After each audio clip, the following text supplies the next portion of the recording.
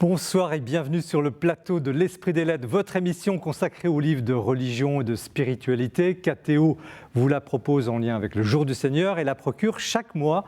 Et nous sommes ici installés dans les locaux de la librairie La Procure, place Saint-Sulpice à Paris.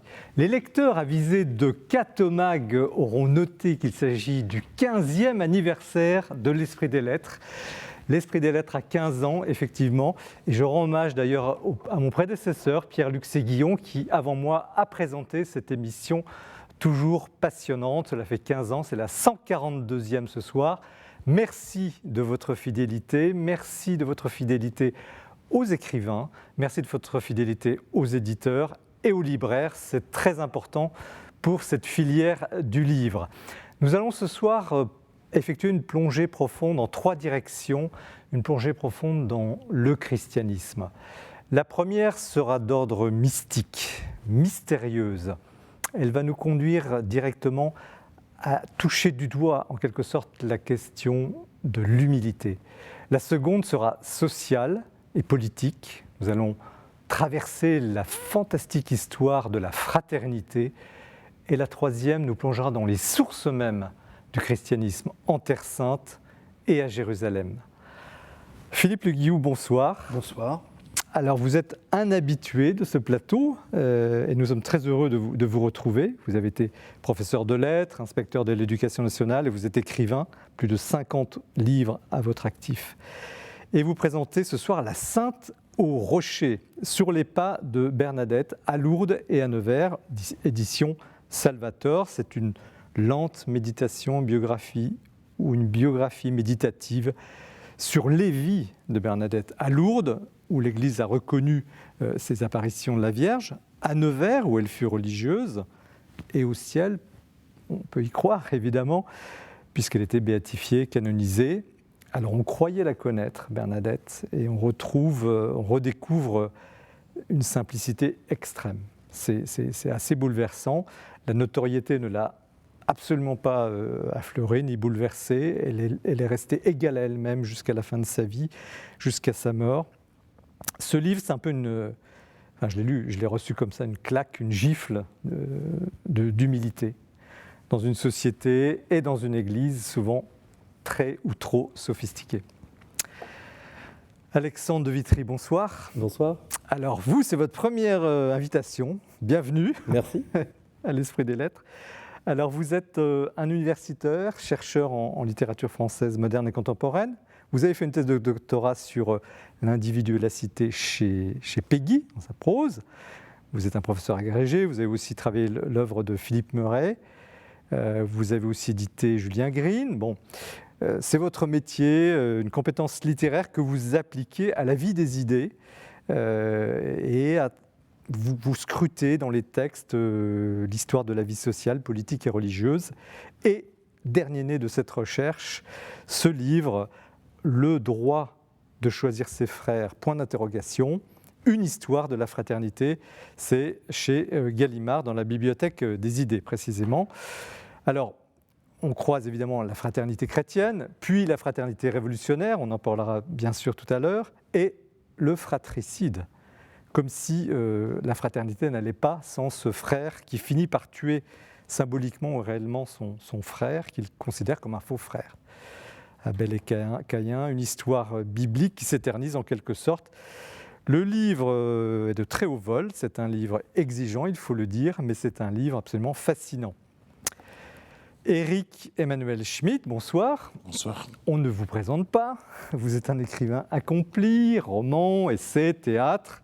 Vous nous faites l'honneur de revenir sur ce plateau, parce qu'on a la joie de vous accueillir plusieurs fois, pour un livre hors norme.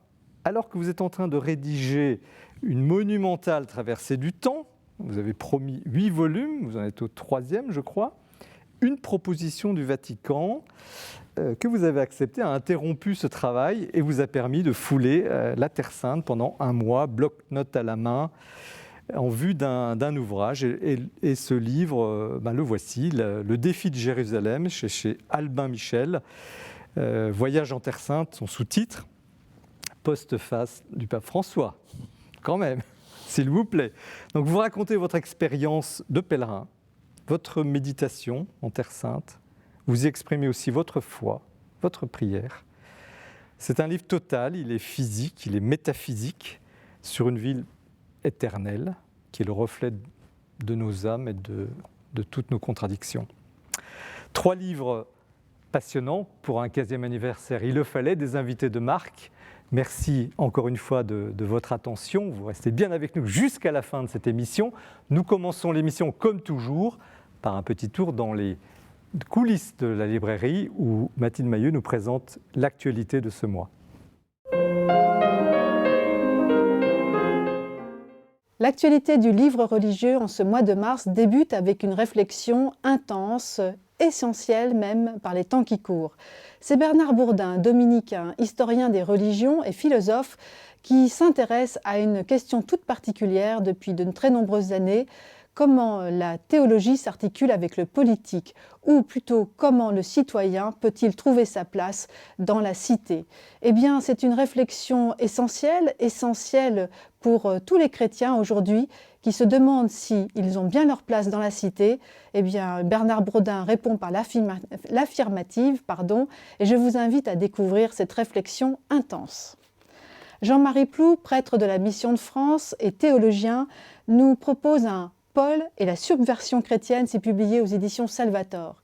Jean-Marie Ploux nous invite à comprendre et peut-être à découvrir que Paul n'a pas eu qu'une seule conversion, celle que nous connaissons tous sur le chemin de Damas, mais qu'il en a eu une seconde, celle qu'il a vécue avec la communauté de Corinthe. Oui, Jean-Marie Ploux nous dit que la théologie de Paul va basculer avec cette communauté où il va centrer sa théologie sur la croix, celle à partir de laquelle tout doit être vécu et pensé. Un ouvrage extrêmement intéressant. Autre ouvrage, un ouvrage qui m'a beaucoup touchée personnellement, ça s'intitule « À genoux, de corps et de cœur », c'est publié aux éditions Salvator, là encore, et c'est publié par 2 dominicains, Alberto Fabio Ambrosio et Catherine Aubin. Ils reviennent à l'origine de l'agenouillement. Ils nous disent que cette attitude est propre à l'homme depuis toujours. Elle suscite la déférence, mais elle invite aussi à remercier, à louer, à implorer, mais aussi à donner raison à l'autre, à s'incliner devant lui, à le respecter. C'est à toutes ces attitudes que s'intéressent les 2 dominicains, et ils nous invitent à repenser nous-mêmes cette attitude qui est propre au cœur de l'homme et au cœur de tous les croyants. Se convertir à Dieu avec Blaise Pascal, c'est Hélène Michon, une grande spécialiste de la littérature du XVIIe, qui nous propose cet ouvrage passionnant, exigeant peut-être, mais surtout extrêmement intéressant, mais surtout très nourrissant. C'est publié aux éditions du Carmel. Se convertir à Dieu avec Blaise Pascal, c'est un itinéraire, c'est une relecture des écrits de Blaise Pascal qui nous invite à repenser notre relation à Dieu, nous reconvertir avec Dieu et avec Blaise Pascal. C'est une très belle invitation par Hélène Michon. Charité à main nue à présent par Thierry Deslauriers, c'est publié aux éditions Artege. Thierry Deslauriers, après 25 années de vie professionnelle intense, a décidé de reprendre la direction générale de Haut Captif La Libération. Cette association qui œuvre de façon très importante dans les rues de Paris notamment, à la rencontre des SDF, des prostituées. C'est un ouvrage qui est un témoignage, mais surtout un itinéraire à la fois personnel et spirituel, car il nous invite à découvrir le quotidien de ces bénévoles et de ces salariés qui se mettent à la rencontre de l'autre, à celui qui est notre frère, celui qui est dans la rue. Un très très bel ouvrage. Et puis enfin, pour terminer, un très beau récit, extrêmement savoureux et très sensible pour vivre cette semaine sainte qui s'annonce. Moi, l'âne de Jérusalem, par Élisabeth de Lambilly, c'est publié aux éditions du Cerf. Moi, l'âne de Jérusalem, cet âne qui a transporté Jésus au cœur de Jérusalem, ce dernier des fidèles, ce dernier disciple, pourrait-on dire, car c'est l'âne qui parle dans ce récit, extrêmement incarné, qui nous invite à faire une très belle relecture de la Semaine Sainte, de la Passion du Christ, un ouvrage essentiel. Merci Mathilde pour cette actualité du libraire, toujours très fourni. Philippe Le Guillou, donc vous éditez chez Salvator La Sainte au Rocher sur les pas de Bernadette.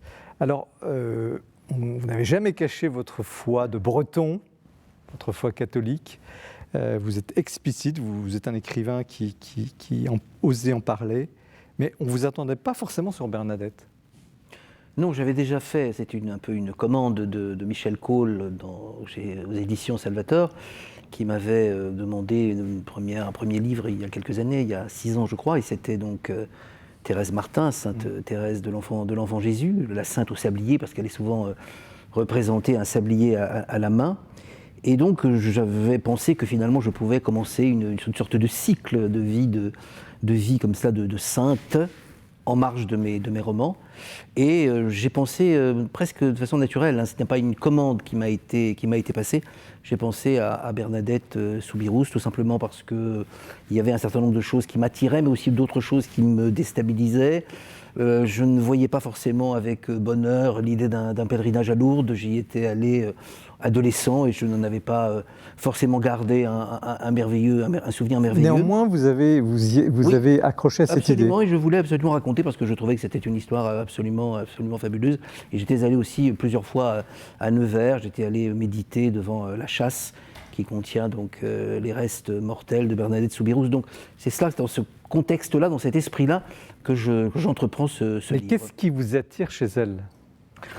Tout, c'est-à-dire à la fois la figure de cette petite bergère, de cette petite campagnarde qui brusquement va se retrouver dans la grotte de Massabielle dans un colloque intime avec une dame. Elle dit d'ailleurs Aquero, c'est quelque chose de blanc, c'est cela, elle ne sait pas la nommer.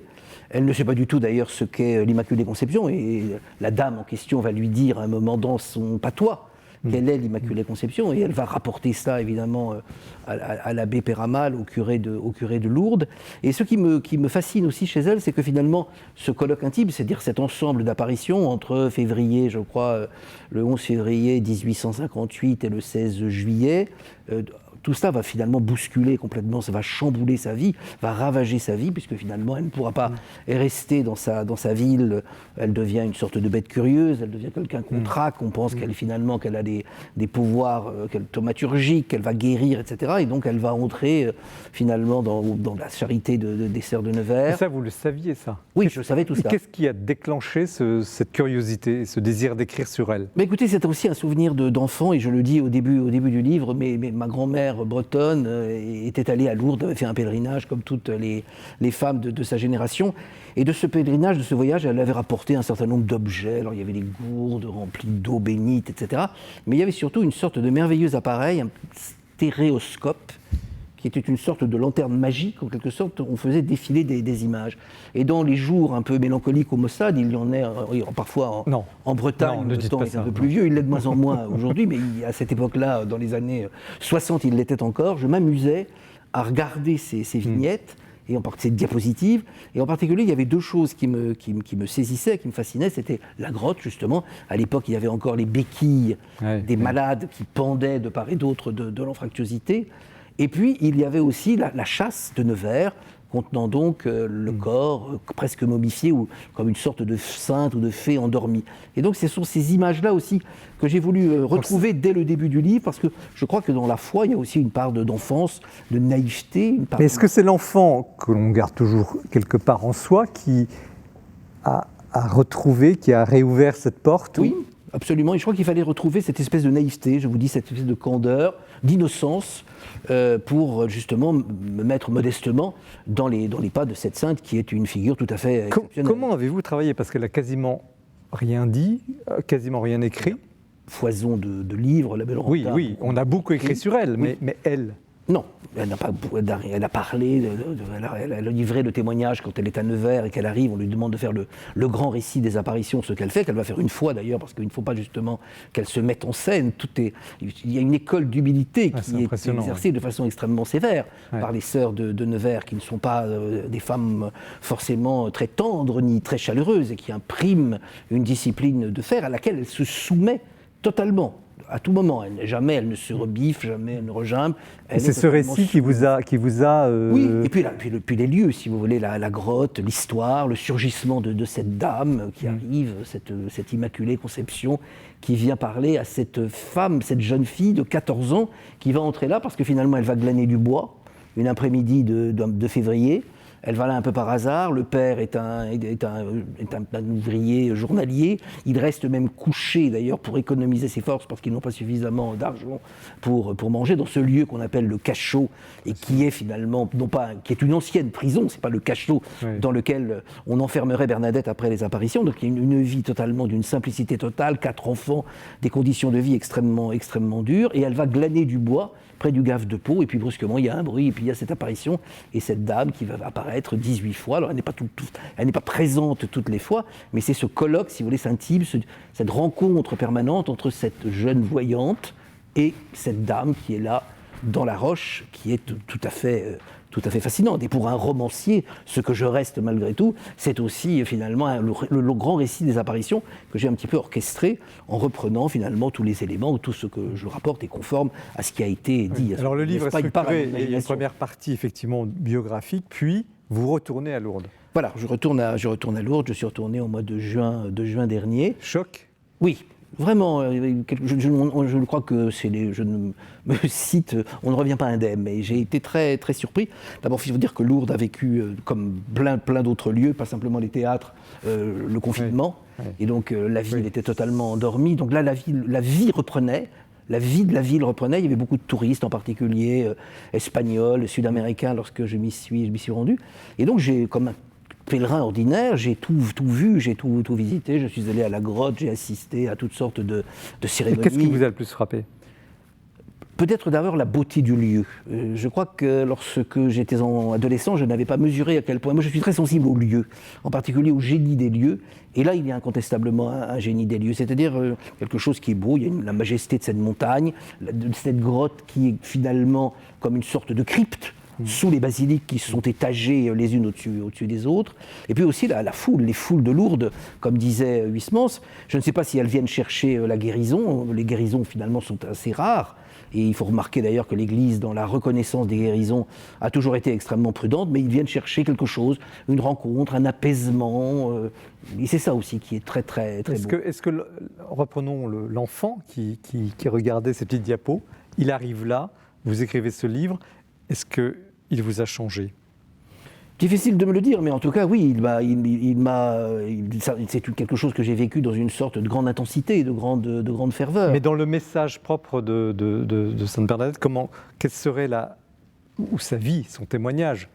Vous allez à Nevers. Pourquoi vous allez à Nevers ? C'est quand même impressionnant. Parce que j'ai toujours été attiré par cette figure. Je ne suis pas encore allé voir, par exemple, le curé d'Ars, mais c'est aussi un pèlerinage que je me réserve si Dieu me prête vie. Moi, j'ai besoin de ce contact, d'aller. C'est quelque chose, peut-être justement, le christianisme celtique est un christianisme de reliques. Les pèlerins à Sainte-Anne-la-Palud, on touche le socle de la statue, on touche des chasses, vous êtes changé ? Qu'est-ce qu'elle a fait en vous ? Elle m'a donné une sorte, je ne sais pas, de sérénité. Et puis j'ai surtout... Ça se sent beaucoup dans le livre. Hein. Comment ? Ça se sent beaucoup dans le livre. Et puis une espèce de grâce, si vous voulez, qui est que finalement j'ai essayé de saisir aussi la vibration, et puis de retracer aussi la dureté de la vie, parce que je vous dis, cette vie est bousculée. Cette vie est totalement chamboulée par ce qui se passe, et elle va faire finalement de ce petit village inconnu, de cette grotte, qui était finalement une sorte de cavité sous les roches, un lieu, un centre du monde. Oui, mais justement, l'intérêt du livre, c'est que, bien sûr, il y a Lourdes que l'on connaît, et il y a Bernadette que l'on ne connaît plus. Oui. Et vous la relevez en quelque sorte, et on découvre cette humilité profonde dont je parlais, mais comment comprendre cette vie ? Enfin, c'est une vie, je ne dis pas absurde, ça n'a pas de sens, c'est une vie... Enfin, voilà, il lui arrive, elle a quel âge ? 14 ans. Et à 16 ans, elle est déjà au couvent. Oui, elle va finir les 13 dernières années. Cloîtrée. Totalement cloîtrée, elle meurt à 35 ans. Et en plus, si vous voulez, c'est ce qui est extraordinaire. Par exemple, elle va faire cette traversée de la France pour remonter donc de Lourdes à Nevers. Elle a vu quand même la Vierge, elle a entendu ses paroles, ses recommandations, qu'on fasse édifier ici une chapelle, que les prêtres viennent en procession, etc. Et sur le chemin qui va la mener à Nevers, elle fait halte à Bordeaux dans une sorte de jardin, je dirais botanique, etc. Et elle voit, ça elle le raconte dans une lettre à sa famille, elle voit une sorte de bassin dans le jardin, et il y a là des poissons multicolores. et elle est totalement émue et totalement fascinée par la vue de ces poissons. Elle qui a vu la dame de la grotte, elle qui a vu la Vierge, c'est ça que finalement ce spectacle du monde, cette beauté du monde, cette beauté de la nature qui l'émeut. Comment se fait-il qu'une personne qui ait eu une telle grâce, dans le langage chrétien, ait été à ce point mise sous cloche? Parce qu'on lui a presque interdit de parler, même au monastère. Donc un seul récit. Un grand récit. Un seul récit, une fois, un jour, une après-midi, on lui demande de parler devant la communauté rassemblée. Voilà, et après terminer. Et après terminer, il ne faut pas du tout qu'il y ait une sorte d'écrasement du moi. Il ne faut pas qu'elle soit une sorte de bête de foire, qu'elle tire avantage de ce qu'elle a vu. Le message est transmis, elle s'efface d'ailleurs. Et ce qui est très beau, quand finalement, après la dernière apparition, parce que le 16 juillet, elle ne peut même pas accéder. Il y a déjà une telle foule, le préfet a interdit l'accès à la grotte et on a mis des barricades. Et elle ne peut même pas traverser le Gave. Elle est de l'autre côté de la rivière. Et elle la voit et elle dit « La dame était plus belle encore », alors qu'il y a finalement l'obstacle de la foule, l'obstacle de la présence, etc. C'est ça aussi qui est très, très troublant. Et lorsque tout s'achève, elle a aussi cette formule très belle, elle dit « Tout cela ne me concerne plus ». Et donc c'est pour cette raison aussi, je crois, qu'elle accepte à la fois les conditions de cette vie austère et ce silence. Et de toute façon, ce qui est aussi très beau, et très humain d'ailleurs, c'est qu'à mesure que finalement son corps est ravagé par la maladie, puisqu'elle est très, très malade, sa mémoire s'effiloche, sa mémoire n'est plus que lambeau, et elle ne sait plus très bien, elle se perd un peu finalement dans les jours, les apparitions, ce qui s'est dit, etc. Elle a une perception plus confuse, plus désordonnée, à mesure que le temps passe et que ces événements extraordinaires s'éloignent d'elle. Éric Emmanuel Schmitt, quel serait l'enjeu aujourd'hui d'écrire la vie de Bernadette dans une société quand même tellement sceptique, tellement cynique, tellement utilisatrice? Il y a des tas de filtres aujourd'hui qui nous empêchent d'accéder à ce genre de personnage. C'est formidable que vous ayez passé par-dessus ces filtres pour essayer de trouver la palpitation humaine, spirituelle de Bernadette. Non, nous on est dans l'âge du cynisme, de la distance, du rationalisme, du refus d'une expérience autre que le rationnel. On vit, je trouve, une époque où la raison est devenue folle parce qu'elle ne croit plus qu'en elle. Et si la raison ne croit plus qu'en elle, ça veut dire qu'elle cesse de saisir une partie du réel. Parce que dans l'esprit, il n'y a pas que la raison. Dans l'esprit, il y a le cœur, il y a l'imagination, il y a l'intellect, il y a l'essence, il y a l'expérience. La grâce, peut-être ? Et la grâce, alors c'est vrai que moi, la question que j'avais envie de poser, c'est toujours la question qu'on a en face de la grâce. Pourquoi elle ? Le mystère est là. Mais de la même manière, si vous voulez, déjà à ce moment-là, par exemple, il y a un lieu qui s'appelle le Café Français, il y a le Grand Café de Lourdes, et qui rassemble finalement tous les francs-maçons, tous les positivistes de l'époque qui sont là et qui ne croient pas. Et d'ailleurs, certains vont même dire qu'il y a une sorte sans doute de cinéma avant l'heure, c'est-à-dire qu'il y a des sortes d'effets spéciaux qui sont créés dans la grotte. Il ne peut pas y avoir cette dame. Il y a aussi la chose très très belle, par exemple, la statue que l'on connaît tout le monde, qui est due à un sculpteur lyonnais, Fabiche, qui est toujours dans la fructuosité. Lorsqu'on la lui présente, comme elle est docile dans un premier temps, d'abord elle prend même la pose, elle mime l'attitude de la dame. Alors on ne sait pas si finalement le sculpteur a représenté la dame la tête à l'arrière, tournée vers le ciel, alors que c'était simplement les yeux qui étaient tournés vers le ciel. Comme elle est docile dans un premier temps, quand elle découvre la statue, elle dit oui c'est cela, puis après elle dit non, c'est pas la dame. Parce que la dame est irreprésentable, on ne peut pas représenter, si vous voulez. Alors après, le sculpteur va corriger les choses, par exemple en peignant en bleu la ceinture. Tout cela est assez touchant, parce qu'on est là aussi face au mystère avec M majuscule. Je crois que Alexandre de Vitry, comme historien des idées, allons-y. Comment vous recevez ce genre de récit ? Quel serait l'enjeu justement dans notre société ? Je pose un peu la même question qu'Éric Emmanuel Schmitt. D'abord, je le reçois comme lecteur avant tout, et moi ce qui m'a beaucoup frappé, c'est l'incarnation de Bernadette, en particulier dans la première partie du récit, la finesse avec laquelle vous avez réussi à raconter chacune des étapes, chacune des apparitions. Et parce que je trouve que cette figure qu'on connaît si bien sans la connaître, il est difficile en fait d'à nouveau réussir à l'accompagner dans cette découverte qu'elle a faite, qui est une découverte pleine de sensations, pleine de cet inconnu qui se découvre peu à peu à elle. Et donc moi, c'est avant tout comme ça que je reçois ce récit. Et il me semble aussi, je me demandais, mais ça rejoint un peu la question que posait Éric Emmanuel Schmitt, mais est-ce que le choix que vous faites aussi, vous, de Bernadette, que vous avez fait, n'est pas aussi un choix un peu décalé parce que c'est une sainte qui un peu intempestive pour nous. Il y a des saints qui nous parlent beaucoup plus facilement aujourd'hui, des Saint François d'Assise par exemple, auxquels on a encore accès, alors que Bernadette, l'accès est beaucoup plus encombré, si je puis dire. Donc je me demandais, est-ce que c'est aussi ce pas de côté? Sainte intempestive, oui, c'est une bonne question. Oui, certainement. Oui, mais je ne savais pas, si vous voulez, non plus que... Vous savez que quand on écrit un roman, un romancier près de moi va le dire, on est en général aussi un peu le premier lecteur du roman qu'on écrit.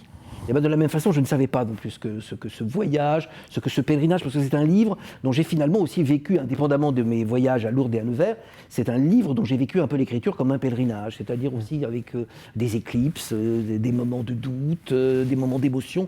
Et c'est tout cela que j'ai essayé de restituer avec une sainte, effectivement. Moi, je me croyais beaucoup plus proche de Sainte Thérèse de Lisieux. Et au total, je suis beaucoup plus proche de Bernadette Soubirous. Et ça a été aussi une surprise pour moi.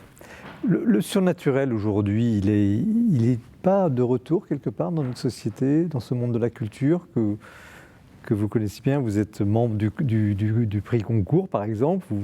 Vous lisez, vous nous disiez avant de démarrer, une quarantaine d'ouvrages au minimum par an, par été. Vous avez une idée quand même de ce qui se produit. Est-ce que la question de Dieu revient dans la culture? Ah, malheureusement pas tellement. Non, je suis même un peu étonné de la peu de vigueur spirituelle qui est investie dans les romans. Non, je ne sais pas si vous êtes d'accord avec moi. Et puis alors, je suis parfois aussi étonné quand il y en a de la réaction de soit certains journalistes, soit certains critiques, voire même de mes collègues autour de la table. Qui ne veulent pas voir arriver le spirituel ou le religieux dans le romanesque. Qu'est-ce que c'est? Comme s'il y avait un interdit. Encore aujourd'hui. Encore aujourd'hui. Ça dépend peut-être du religieux, parce qu'il y a aussi une poussée surnaturelle, un peu peut-être plus archaïque aujourd'hui dans la société, une attirance pour des formes beaucoup plus refoulées et anciennes du religieux. On peut faire un roman sur l'animisme, ça va. Vous avez parfaitement raison. Oui. Mais un roman qui reprendrait un des 3 grands monothéismes, non. J'aurais des cas précis à citer, mais... Un roman chrétien. Voilà. Alors, qu'est-ce que serait un roman chrétien? Je vous pose la question à tous les deux, parce que vous c'est un petit peu différent. On verra tout à l'heure. La force d'un roman chrétien, c'est qu'il peut explorer toutes les dimensions du mal, parce qu'il a une lumière pour explorer les ténèbres. C'est ce qui fait Mauriac, c'est ce qui fait Julien Green. Je crois que Bernanos, rien ne fait peur au romancier chrétien. Il peut traiter les choses les plus terribles. Moi, un jour, j'ai écrit sur Hitler en essayant de comprendre comment on devient Hitler. Mais parce que j'ai une lampe de poche, j'ai une lumière. On en parlera tout à l'heure. Le roman chrétien? Je crois, si vous voulez, je ne vais pas parler de moi, mais lorsque j'ai mis en scène des papes, par exemple, un pape africain, un pape irlandais, c'était des romans véritablement explicitement chrétiens. Et je partage tout à fait le point de vue d'Éric Van Melchit. J'ai vu une certaine critique qui se cabrait ou qui se taisait. Oui. Est-ce que l'Église a raison d'être prudente sur ces sujets-là? Je crois qu'elle a raison, parce qu'il ne faut pas non plus ouvrir la porte à toutes sortes d'abus, ou une sorte de charlatanisme, si vous voulez, ou d'exploitation de la souffrance, qui serait détestable. Moi, je crois que c'est vraiment l'apaisement. Et c'est ça. Et ces cérémonies qui sont assez fastueuses, ces veillées au flambeau, ces grands messes, même dans la basilique souterraine, par exemple, qui était une sorte de stade enfoui dans une architecture des années 50, c'était quelque chose d'assez... Un lieu que j'ai trouvé personnellement assez fascinant. Et c'est ça aussi, cette dimension, c'est-à-dire à la fois un paysage, une petite bourgade, mais dans lesquelles maintenant il y a des choses qui confident au gigantisme, parce que finalement les foules, la gare par exemple, lorsque vous arrivez, qui n'est plus utilisée comme elle l'était, puisque c'était tous les trains des hospitalités diocésaines qui autrefois confluaient vers Lourdes, on se croirait presque à la gare de Saint-Pétersbourg avec l'immense quai. Mais à Saint-Pétersbourg, c'était les dignitaires soviétiques dont les berlines arrivaient sur les quais. L'extrême prudence de l'Église. Moi, je trouve que c'est très très important que l'Église distingue l'inconnu et l'incompréhensible. L'inconnu, c'est ce qui n'est pas encore connu et que peut-être un jour la science connaîtra. Donc il y a des choses qu'on peut naïvement appeler des miracles et que sans doute un jour, d'une façon rationnelle et scientifique, on pourra expliquer. L'incompréhensible, c'est ce qui échappe au champ de la connaissance. Et donc ça me paraît un principe philosophique essentiel de base de distinguer l'inconnu et l'incompréhensible. L'Église doit s'occuper de l'incompréhensible. Alexandre Vitry. Vous savez, dans les manuels d'exorcisme médiévaux, la première recommandation pour les exorcistes était « ne croyez pas qu'il s'agit d'une manifestation surnaturelle ». Commencez par ne pas croire. Dans cette époque qu'aujourd'hui on voit comme une espèce de déchaînement de croyances à toutes sortes de manifestations magiques, en fait il y a une méfiance, je crois, qui a accompagné toute l'histoire de l'Église. Oui. Et en fait, si on regarde d'ailleurs aussi les premiers siècles, la patristique, toute la question est justement de séparer ce qui relèverait de la spéculation, du délire, de la magie, d'une religion qui est en train de se former, de créer son dogme. Donc je crois que c'est consubstantiel à l'histoire du christianisme que cette méfiance nécessaire, ou c'est pas exactement une rationalité, mais cet effort en tout cas. Voilà. Et comment vous percevez tous les trois la puissance, parce que ça apparaît beaucoup dans le récit, vous évoquiez tout à l'heure, à l'instant même, ces processions au flambeau, la puissance de la piété populaire. Parce que ces gens, on va dire, alors ils sont peut-être un petit peu trop simples, je ne sais pas, mais non. Il y a quelque chose là, la piété populaire, elle est respectable, éminemment respectable. Tout à fait respectable. Alors, elle a un sens aujourd'hui dans ce monde électronique. Il faut absolument qu'elle continue à exister et qu'elle soit même présentée et qu'on sache que cela existe. Et d'ailleurs, il y a un contraste, si vous voulez, saisissant entre Lourdes, où le monde afflue, et Nevers, où il n'y a personne. Chaque fois que je suis allé à Nevers, devant la chasse de Sainte-Bernadette, au couvent Saint-Gildard, il y a très très peu de... Et il y a d'ailleurs beaucoup de pèlerins de Lourdes qui ignorent que Bernadette est à Nevers et qu'elle a fini sa vie à Nevers. Et moi, je crois que le cheminement vers Bernadette, et c'est pour ça que j'ai tenu à ce qu'il y ait eu ce sous-titre sur les pas à Lourdes et à Nevers, il y a une focalisation excessive sur Lourdes. Il faut aussi qu'il y ait Nevers. Parce que vous n'aimez pas les foules. Si, j'aime bien les foules, mais... Et la piété populaire, ça... Non, la piété populaire ne me gêne absolument pas, bien au contraire. Mais quand vous parlez de piété populaire, moi, ça me renvoie à une question que j'avais envie de vous poser, c'est-à-dire la candeur. Vous parliez de la candeur de Bernadette. Et quelle définition vous donneriez de la candeur ? Est-ce que la candeur, c'est une définition négative, c'est l'absence de savoir, l'absence de savoir théologique, ou est-ce que c'est une saisie intuitive des choses ? Puis une sorte d'état d'abandon en même temps. Et là, on peut rejoindre la piété populaire. Qui se définit à ce moment-là, pas par une absence de savoir, mais par une pratique de l'abandon, de l'intuition. Mais vous voyez, par exemple, cette histoire du petit appareil, les quelques lecteurs que j'ai pu rencontrer, etc., il y a ce petit appareil dans d'innombrables familles françaises. Oui. Qu'est-ce qu'elle nous dit, Alexandre de Vitry, cette piété populaire, dans l'histoire de notre France ? Dans l'histoire de toute la France, je ne sais pas, mais moi j'ai beaucoup travaillé sur Péguy et lu Péguy.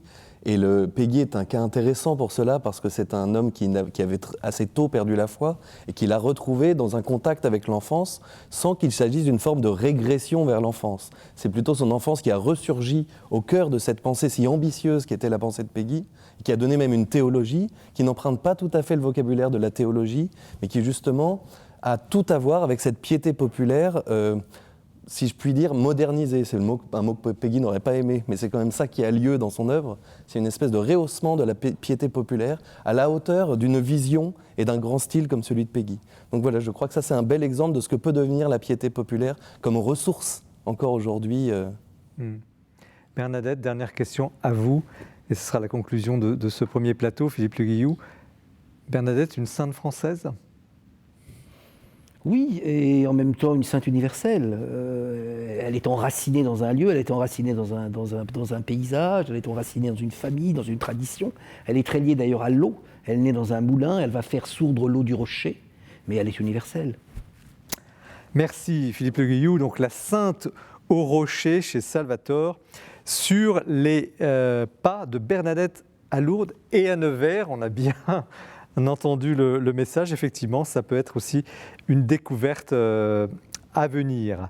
Nous poursuivons l'émission avec le livre d'Alexandre de Vitry, Le droit de choisir ses frères, une histoire de la fraternité. Restez bien avec nous. Mais c'est Jean-François Rode que l'on retrouve tout de suite pour le coup de cœur de l'émission.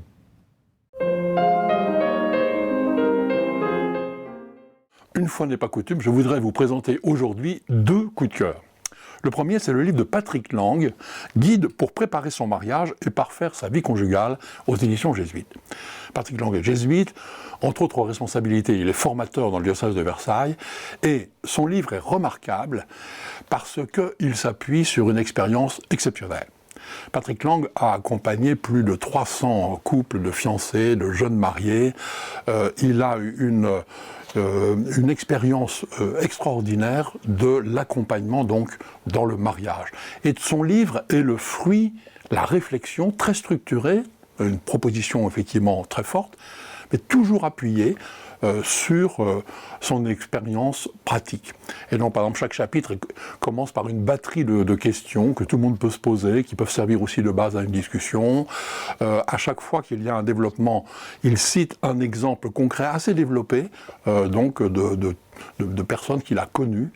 Réellement, cela fait un livre très utile pour tous les fiancés, tous les accompagnateurs, et évidemment aussi pour tous ceux qui, quel que soit leur âge, ont envie d'approfondir et de refaire, comme le dit le titre, parfaire leur vie conjugale.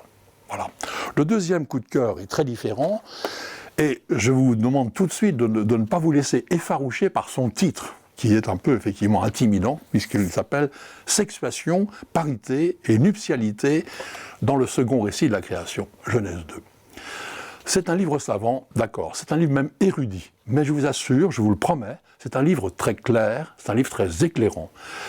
Et c'est un livre en fait très important, parce que l'auteur est agrégé de lettres, elle nous fait partager son analyse de l'hébreu, elle est extrêmement fine, elle propose une traduction très renouvelée de ce chapitre. Et en fait, c'est important parce que souvent ce récit sert de base aux préjugés, comme quoi la Bible est en fait antiféministe, sexiste, tout complètement engoncée dans le patriarcat de l'époque. La femme est créée de façon secondaire, elle est créée avec une petite partie de l'homme, c'est la côte, elle ne parle pas, c'est l'homme toujours qui parle, et elle est tout de suite assimilée à son rôle de mère des vivants, au lieu de sa position de femme. Eh bien, le livre montre très clairement que le texte de la Genèse affirme exactement le contraire. Au contraire, l'humain, Adam, ne devient un homme masculin que parce que Dieu lui présente une femme, et que leur lien de nuptialité est plus important que le lien de filiation. Voilà. Donc un livre un peu exigeant de lecture, mais très fondamental, qui montre que l'anthropologie biblique est totalement différente de toutes les anthropologies de l'Antiquité. Merci Jean-François pour cette présentation. Nous poursuivons l'émission avec le livre d'Alexandre de Vitry, Le droit de choisir ses frères, point d'interrogation, une histoire de la fraternité chez Gallimard, Bibliothèque des idées. Un petit mot sur vous pour commencer. J'ai dit que vous étiez universitaire, chercheur. Concrètement, quel est votre quotidien ? Je suis maître de conférence à Sorbonne Université, qui porte ce nom maintenant, en littérature française du XXe siècle. Donc voilà, j'enseigne les grands auteurs du XXe siècle et un peu du XXIe siècle. Donc à partir de la première année jusqu'en licence Oui, ça dépend des années. En ce moment, j'ai des étudiants de troisième année de licence, voilà, à qui j'enseigne des cours sur Céline et Giono. Voilà. Ah, Giono, passionnant. Alors, pourquoi cette recherche sur la fraternité aujourd'hui, en 2023 ? Est-ce que le titre d'ailleurs, Le droit de choisir ses frères, est peut-être d'actualité ? Oui, le titre me vient de Baudelaire, dont j'ai détourné une formule qui se plaignait d'être privé du droit de choisir ses frères en son temps. Baudelaire qui avait une sensibilité assez antidémocratique, et donc c'était la fraternité universelle à laquelle il refusait de souscrire. Mais derrière cette formule, j'entendais aussi l'idée qu'il s'agissait de refuser la fratrie biologique, la famille. Parce que ce que Baudelaire, lui, voulait, c'était une petite fraternité choisie, élective, des happy few, comme disait Stendhal aussi. Ce qui est d'actualité. Et c'est très d'actualité. Le mot frère, le mot fraternité sont des mots qui sont beaucoup revenus depuis une vingtaine d'années. Et pour dire aussi bien la volonté d'étendre l'horizon, c'est la fraternité du pape François, par exemple, de Fratelli Tutti, mais aussi la tentation du repli. C'est la fraternité Saint-Pédis, les frères musulmans, enfin voilà, toutes sortes aussi de fraternité, du resserrement sur quelques-uns contre l'autre en dessinant une frontière. Donc c'est ce sentiment un peu d'une ambivalence très forte aujourd'hui, très sensible, que j'ai voulu explorer dans le temps long. Comment avez-vous travaillé votre méthodologie ? J'ai utilisé une méthode un peu différente selon les différents moments du livre. Notamment, le livre reprend les choses de très très loin, puisque je commence avec l'indo-européen, le grec, le latin, des choses dont je ne suis pas moi-même spécialiste. Donc je me suis beaucoup appuyé sur des gens plus savants, plus compétents que moi, en essayant d'isoler des petits moments de décrochage dans l'histoire de tout ce vocabulaire. Comment le mot frère devient une métaphore, comment son sens petit à petit se charge de toutes sortes d'horizons. Et donc ça, c'est une histoire que j'ai brossée au galop un peu dans le début du livre, qui raconte justement l'histoire en particulier de l'Église, puisque c'est évidemment par le vocabulaire, la langue chrétienne, que cette fraternité métaphorique s'est épanouie. Et ensuite, je me suis beaucoup arrêté sur deux moments principaux d'affrontement de discours en tout genre, de logomachie, si je puis dire. Le premier, évidemment, c'est la Révolution française, puisque c'est là que la fraternité chrétienne s'est sécularisée et que les ambivalences de la fraternité, ce caractère un peu réversible en fermeture, voire en violence, apparaît de la manière la plus éclatante en très peu de temps. Et donc la Révolution française d'une part, et d'autre part, au milieu du XIXe siècle, une deuxième révolution qu'on connaît moins généralement, qui est la Révolution de 1848, où tout ceci en fait s'est joué de manière encore plus forte, puisque contrairement à la Révolution française, en 1948, on a cru à une révolution qui allait réconcilier cette nouvelle fraternité et l'ancienne fraternité chrétienne. Donc vraiment un horizon maximum de la fraternité ouvert à tous les horizons. Or, là aussi, il va y avoir une déception très violente, très impressionnante, et qui a en quelque sorte traumatisé le siècle en quelques mois, puisque tous les espoirs de cette révolution du mois de février vont être déçus par des répressions sanglantes en juin, juste après. Donc on ne croit plus à la fraternité. Qui a inventé la fraternité? Les chrétiens? Alors, il y a une espèce d'abord de production, je dirais, immanente dans la langue, et ça c'est très mystérieux, assez fascinant, c'est que ces mots-là, quand on regarde leurs racines dans l'indo-européen reconstitué, vraiment aux origines, en fait, ces mots de la famille désignent d'abord autre chose que la famille. D'abord c'est le clan, d'abord c'est un groupe spirituel. Le vocabulaire familial se constitue systématiquement dans un deuxième temps. Ça, c'est très intéressant parce que ça va contre notre intuition de la langue. On a l'impression que le mot frère va s'élargir. Or, le mot frère, en grec, c'est le mot adelphos qui va apparaître dans un deuxième temps pour resserrer l'horizon. Donc, c'est comme s'il y avait ce génie-là, ou bien cette aspiration à même la langue qui invente déjà la fraternité. Mais pour ce qui est vraiment du mot fraternité, fraternitas, adelphotes en grec, c'est le christianisme qui l'invente. C'est le christianisme qui l'institue. Et même, on pourrait dire, c'est le Christ, en fait, qui introduit une rupture en reprenant cette aspiration à la tribu, à la fraternité, au groupe qui existe et qui traverse tout l'Ancien Testament, avec justement ces ambivalences-là, puisque le couple de frères est généralement un contre-modèle, en fait. Et même s'il y a dans l'histoire de Joseph et ses frères la volonté de le dépasser, voilà, des histoires quand même qui tendent vers l'histoire qui sera celle du Christ, mais c'est avec le Christ que là il y a une espèce de, moi je parle d'explosion en fait de la métaphore fraternelle qui devient le principe même en fait de la définition de la communauté chrétienne.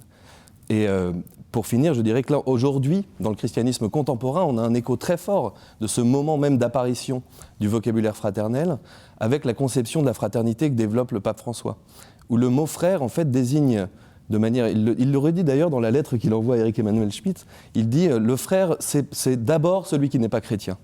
Et pour rappeler en fait ce principe de la fraternité chrétienne, qui ne désigne pas seulement la fraternité dans le baptême, la fraternité de l'Église, mais une fraternité de la limite, c'est-à-dire une fraternité qui impose aux chrétiens d'aller toujours aux confins de la chrétienté. Mais ce qui est curieux, c'est que vous le développez très vite, c'est qu'on a un paradoxe immédiat, justement, dès lors qu'on sort du champ chrétien, peut-être, la fraternité vire très vite au fratricide.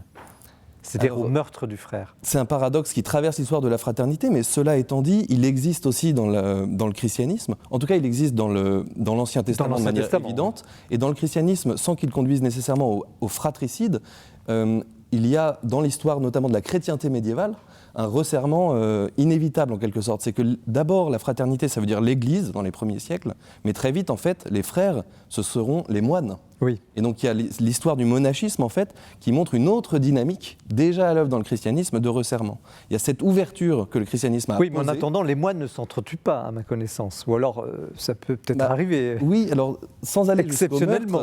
Il y a une nuance si vous regardez bien les mots quand on parle de correction fraternelle, Vous savez, cet usage-là du mot fraternel qui vient du monde du monastère veut dire, bien sûr, pas un fratricide, mais une très légère violence imposée aux frères.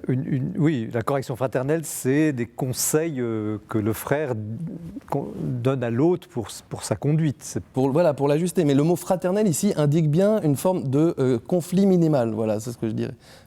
Et donc, en fait, ça existe aussi dans le christianisme. Mais bien sûr, ce que le christianisme permet, en quelque sorte, et c'est encore vrai d'ailleurs des débats contemporains sur la fraternité, c'est une espèce de relance permanente de la fraternité par le Christ pour justement surmonter le fratricide. Tout ça d'ailleurs a été pensé de manière très détaillée par saint Augustin par exemple. Alors, mais c'est grâce au Christ. Pourquoi, quand on sort... Alors je repose ma question volontairement, mais même si vous avez très bien répondu, pourquoi il y a en germe dans la fraternité, peut-être non chrétienne, mais on ne va pas en faire une exclusivité, le fratricide? Qu'est-ce qui se passe que j'aime mon frère, puis à un moment donné, je vais le tuer? Vous l'expliquez très bien dans le déroulement de la Révolution, mais dites-nous, qu'est-ce que le mécanisme? Je dirais qu'il y a deux manières de répondre. La première, c'est que la fraternité, c'est un lien social qui repose sur le fait que c'est une fraternité du même au même. Et tout le problème est là. C'est qu'il y a une rivalité inévitable. L'amour fraternel porte en son sein même l'idée de rivalité. Contrairement à un lien filial, par exemple, ou un lien de piété, le lien fraternel est horizontal et la violence de la fraternité, elle vient de là. De la jalousie en définitive. De la jalousie, c'est tout René Girard, si vous voulez. Enfin, toute cette violence, c'est la violence d'Abel et Caïn, qui est une violence bien sûr fondatrice. La violence fraternelle, elle est fondatrice. Rémus et Romulus sont des fondateurs, vous voyez. Le fratricide, c'est toujours une histoire de fondation. Le fratricide symbolique de Joseph, c'est la fondation d'Israël avec les 12 tribus d'Israël. Mais comment la Révolution est arrivée, non seulement à être fratricide, mais vraiment à tuer en masse des confrères avec qui discutaient dans le même club ou dans des clubs peut-être opposés, mais enfin, c'était très loin. Alors il faut distinguer deux choses, parce qu'il y a la violence de la fraternité d'armes, c'est-à-dire qu'on devient frère en exerçant la violence aussi, contre un non-frère, contre un tiers. Et puis la violence du fratricide, c'est autre chose, c'est quand vous vous retournez contre votre frère. Et dans la Révolution, il y a les deux. Il y a les deux. Il y a d'abord la fraternité des révolutionnaires, des patriotes, contre ceux qui se sont exclus de la fraternité, les contre-révolutionnaires, les ennemis de la Révolution. Et puis, cette fraternité, en fait, se resserre de plus en plus jusqu'à un noyau presque nul. C'est l'histoire de la terreur, disons. Voilà. Donc le fratricide, en fait, il est produit par cette mécanique-là de raréfaction du petit groupe jusqu'à portion congrue. Mais est-ce qu'on peut en sortir de ce paradoxe fraternité-fratricide? On a l'impression, par exemple, dans la vie de Péguy, parce qu'à la fin de l'ouvrage, vous avez des analyses des plongées en fait, dans cette problématique par le biais d'auteurs, dont Péguy. Et il y a Péguy avant sa conversion et il y a Péguy après sa conversion. Avant sa conversion, il ne croit pas à la fraternité, en quelque sorte. Il dit que ça n'est qu'un fratricide, enfin, je simplifie. Et après, il la célèbre. Oui. Alors c'est encore le christianisme qui revient par la fenêtre, excusez-moi. Oui, mais vous avez raison, mais ce n'est pas, cela dit, la solution à tous les problèmes. Mais je pose la question, comment sortir, peut-être dans le christianisme on voit, mais en dehors du christianisme, est-ce qu'il est possible de réconcilier des fratricides, qu'ils redeviennent frères? Alors dans le cas de Péguy, par exemple, le christianisme ne lui permet pas de résoudre tous les problèmes, mais plutôt d'accepter les contradictions de la fraternité. C'est-à-dire qu'elles font partie de la vie. Elles font partie de la vie et la foi chrétienne lui permet de vivre, disons, avec ces contradictions. Alors je commente notamment le commentaire que donne Péguy de Joseph et ses frères, parce que c'est une histoire à laquelle je reviens à plusieurs reprises dans le livre, puisqu'il y a également Thomas Mann, sur qui je reviens beaucoup, qui a consacré 4 romans aussi à cette histoire, parce que je crois qu'il y a un livre très érudit, j'ai prévenu, c'est un livre exigeant mais passionnant. Et une autre piste que la piste chrétienne, c'est la piste littéraire, puisque je ne me sers pas ici de la littérature simplement pour illustrer des idées générales dans des romans, c'est que je crois qu'il y a, après 48 dont nous parlions tout à l'heure, ce moment de discrédit de l'idée de fraternité, où plus personne de sérieux, en quelque sorte, n'ose en parler, les juristes, les savants en tout genre, les économistes et autres, eh bien, la littérature s'en empare, puisque dans la littérature, poétique, romanesque et autres, on arrive à faire vivre ces contradictions, justement. Et Péguy est un écrivain, Péguy n'est pas seulement un penseur. Et c'est aussi cette capacité-là de la littérature de faire vivre des notions qui ont besoin de ce clair-obscur. Et c'est comme ça que la fraternité vient jusqu'à nous. Excusez-moi, monsieur le professeur, mais c'est très beau la littérature, mais dans la vie politique, sociale, est-ce qu'il est possible que les gens se réconcilient? Est-ce que la fraternité est un vain mot, un faux frère? Alors, je ne suis pas un prophète qui puisse guider les foules aujourd'hui, mais je pense qu'en tout cas, aujourd'hui, que nous avons à nouveau envie de parler de fraternité, la meilleure manière de le faire de façon constructive, c'est de le faire en ayant en tête toutes ces contradictions-là. De ne pas se payer de mots, de ne pas être irénique, de ne pas croire qu'il suffit de déclarer la fraternité pour réconcilier les peuples du monde, de ne pas non plus laisser les uns et les autres se replier sur eux-mêmes, justement, au nom de cette fraternité, mais de savoir que les deux font partie, en fait, de notre aspiration à l'autre depuis la nuit des temps, ce que raconte bien ce vocabulaire-là. Éric Emmanuel Schmitt, je vous ai vu prêt à réagir à plusieurs reprises. C'est absolument passionnant. J'avais une hypothèse à vous soumettre. Est-ce que la fraternité, ça ne serait pas la conscience du Père et le fratricide, l'oubli du Père ?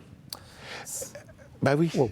Ben, c'est-à-dire, est-ce que la fraternité, c'est la conscience d'être issu de, et donc d'être même et différent. Ça, c'est la fraternité. Et le fratricide, c'est l'oubli total de la dimension commune, donc de l'origine, donc en l'occurrence du Père. Et donc, est-ce que la différence entre fraternité et fratricide ne se situe pas dans le rapport au Père ? C'est possible, mais on peut aussi dire que la fraternité se soude parfois dans la disparition du Père. Oui. C'est un peu ce que raconte Freud dans Totem et Tabou, même si c'est des thèses c'est une partie très discutable des écrits de Freud. Et dans La Révolution, le régicide a ce double rôle. Mais c'est mourir le Père. Mais c'est un travail sur le Père. C'est pas un oubli. Tout à fait. Peut-être que cette amnésie du Père. D'ailleurs, vous l'expliquez dans la partie sur la Révolution. Oui. Quand on tue le roi, c'est le début finalement, le fait d'avoir coupé ce lien lance la possibilité du fratricide. Oui, mais c'est très ambigu parce que c'est aussi vu par beaucoup comme une façon de cimenter la fraternité, mais comme elle est cimentée dans le sang, si je puis dire, eh bien le lien entre parricide et fratricide va se faire très vite. Philippe Le Guillou, votre avis, comment vous recevez ce livre ? Avec beaucoup d'intérêt, parce qu'effectivement c'est un livre très brillant, comme vous l'avez dit. Et moi ce que j'ai beaucoup aimé, évidemment, les pages sur Les Misérables, qui sont tout à fait admirables, pages sur Baudelaire, vous allez même après évidemment Peggy, mais vous allez jusqu'à Jonathan Little, si je vous ai bien lu. Et justement c'est ça qui est beau, c'est-à-dire vous dites, c'est pas un livre d'idées seulement, c'est aussi un livre qui s'enracine dans les textes, dans la littérature, et c'est ça qui est très beau, parce que pour moi la littérature est bien supérieure aux idées. Et donc c'est bien de s'enraciner et de partir des textes. Non, je vous ai lu avec une vive sympathie. Sur la problématique actuelle, en quoi ce livre est urgent finalement ? Eh bien oui, pour calmer peut-être finalement un certain nombre d'esprits agités, mais finalement ils peuvent lire cet ouvrage comme ils peuvent aussi aller lire des livres et puis ne pas céder à ces espèces d'ivresse révolutionnaire, parce qu'on pense évidemment à l'éducation sentimentale. Quand vous parlez de 1848, comme on peut aussi penser à ce que Chateaubriand, qui a des pages admirables sur la mort du roi, moi je crois que véritablement c'est la littérature qui peut justement peut-être créer une sorte de fraternité, la fraternité des œuvres, la fraternité des grands noms, la fraternité dans la bibliothèque. C'est ça, nous sommes presque dans une librairie. Vous n'êtes pas un peu idéaliste, excusez-moi. Comment ? Vous n'êtes pas un peu idéaliste ? Résolument idéaliste. Éric Emmanuel Schmitt. Vous partagez la fraternité de la bibliothèque, très bien. On est heureux, on est bien. Contre la sauvagerie. Contre la sauvagerie, oui. Non, mais moi, ce à quoi je crois, c'est à l'importance extrême de la littérature. Je veux dire, on est issu aussi des livres. On est issu de la chair de nos parents. Mais moi, je sais ce qui en moi vient des livres que j'ai lus et qui ont compté. Et j'aime ce continent littéraire où j'ai des frères inattendus. Je veux dire, moi, quand je lis un roman russe, je suis russe. Mais le combat des idées, je suis japonais. Là, il s'agit du combat des idées. Il s'agit de la question de la fraternité aujourd'hui. Moi, j'entends surtout le mot frère dans un principe de fermeture. C'est-à-dire... de clan. Y compris dans l'Église. Donc, pour l'instant, c'est un terme de fermeture et pas d'ouverture. À part quand... c'est le pape François qui parle de la fraternité. Oui, mais c'est pas rien quand même.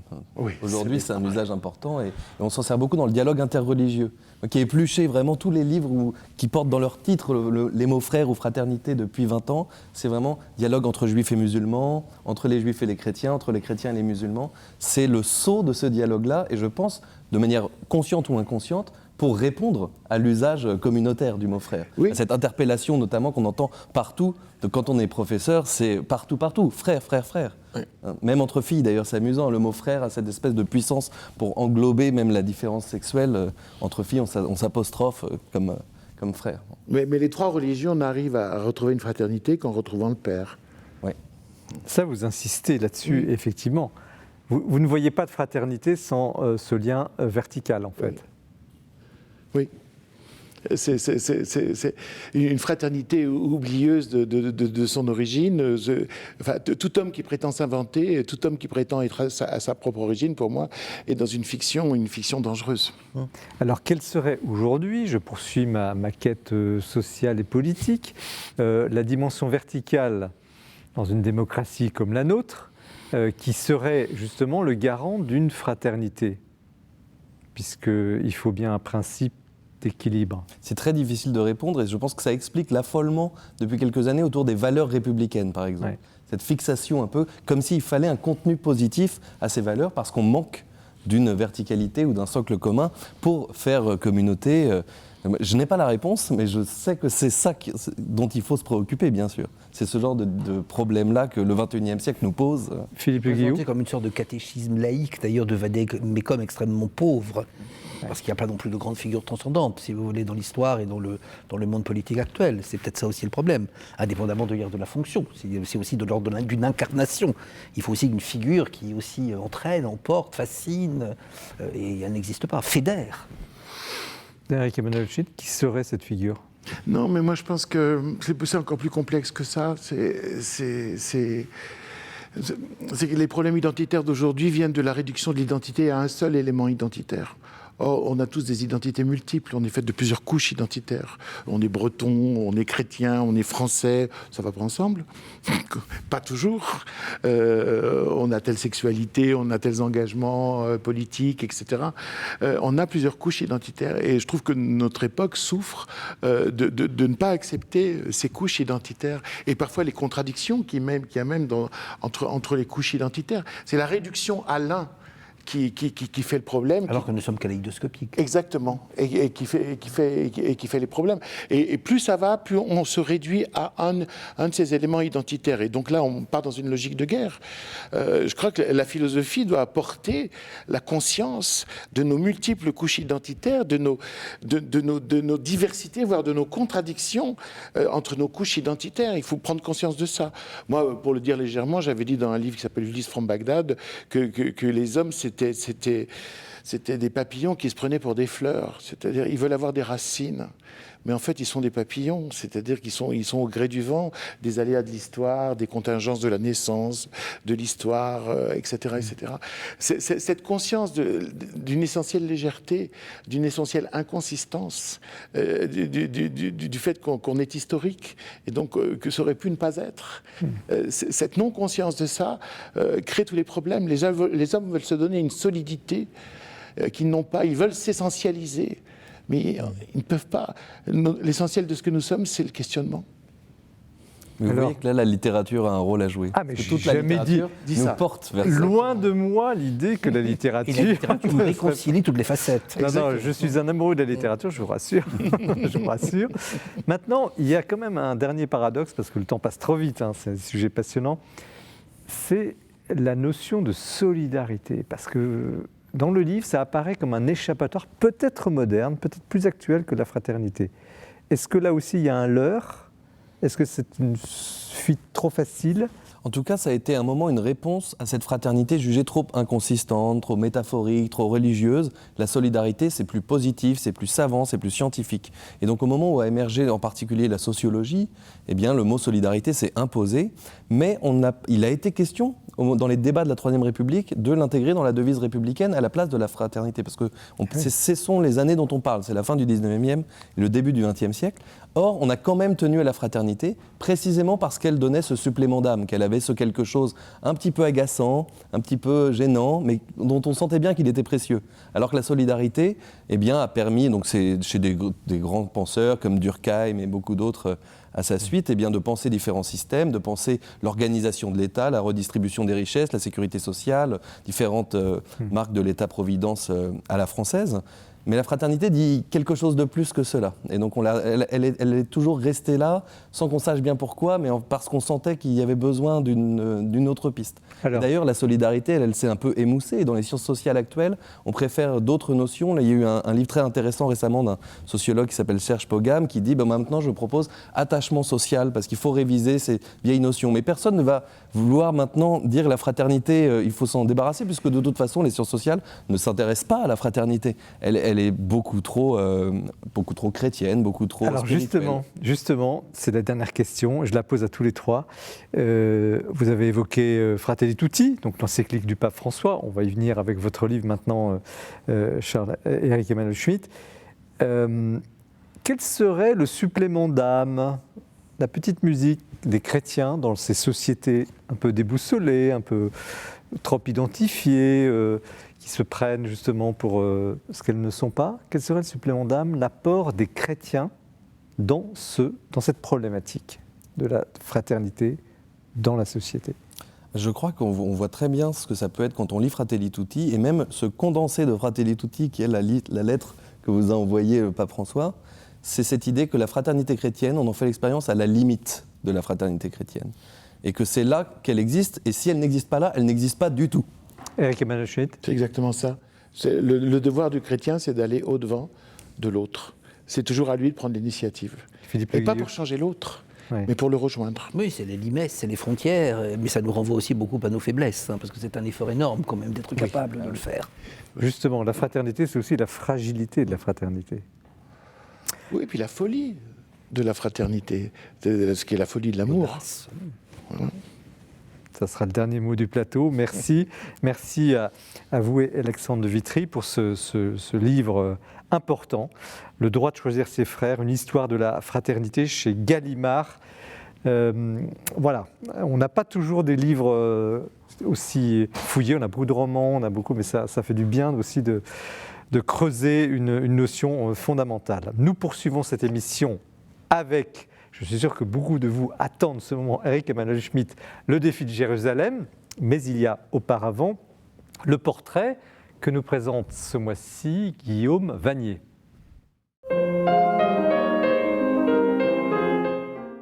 Alors que se termine le carême et qu'approchent les fêtes de Pâques, je voudrais vous faire découvrir ce soir un grand maître spirituel dont les livres peuvent nous aider à vivre ce temps favorable au recueillement et à la prière. Antoine Bloom est né dans une famille russe qui a été obligée de s'exiler en France après la révolution bolchevique. Et là, en France, il se déclare un athée convaincu. Et c'est la lecture de l'évangile de Saint Marc à 14 ans qui fait de lui le chrétien fervent qu'il restera jusqu'à sa mort. En France, il obtient un doctorat de médecine, s'engage dans la résistance et puis, après-guerre, émigre en Angleterre où il devient évêque du patriarcat de Moscou pour l'Europe occidentale jusqu'à sa mort en 2003.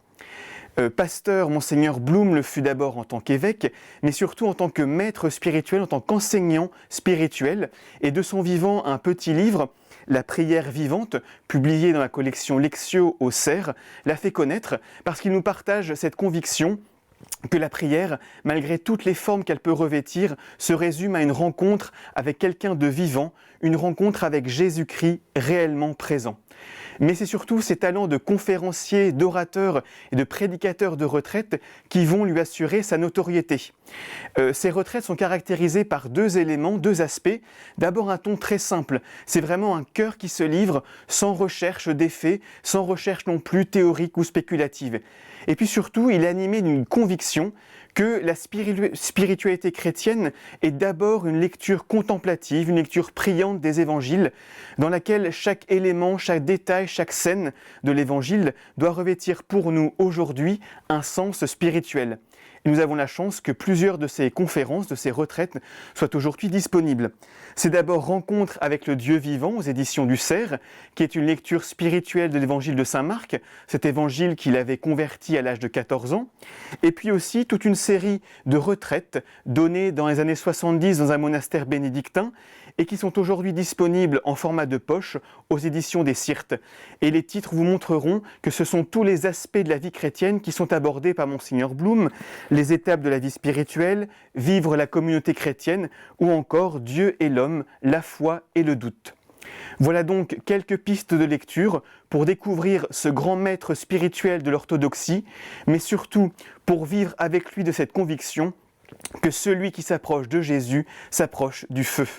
Merci Guillaume pour cette présentation. Nous poursuivons l'émission, dernière partie, restez bien avec nous, avec un livre surprenant, passionnant, un peu hors norme, celui d'Éric Emmanuel Schmitt, Le défi de Jérusalem, c'est chez Albin Michel.